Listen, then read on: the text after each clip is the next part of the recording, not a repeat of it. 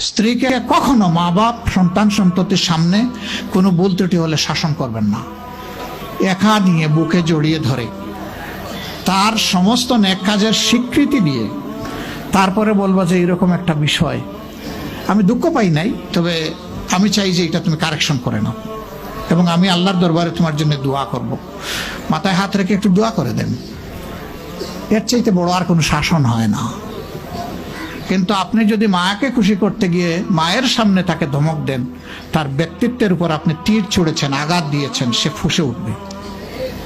সে বলবে সব উজাড় করে তোমার এই সংসারে দিলাম, আজকে তুমিই না আমাকে এইভাবে বেইজ্জত করলে। সে মানুষ তো, তার মানবিক রিয়াকশন হবে। কাজ করবো না আমরা কেউ। আমাদের জীবনের অংশ, আমাদের হাড়ের অংশ, আমাদের কলিজার অংশকে আমরা সেইভাবে সম্মান দিব ইনশাআল্লাহ। আমরা ভালোবাসবো সে আমার স্ত্রী, আমরা শ্রদ্ধা করবো সে আমার সন্তানের মা। স্ত্রী হিসাবে ভালোবাসা পাবে, মায়ের জাতি হিসাবে সে সম্মান পাবে।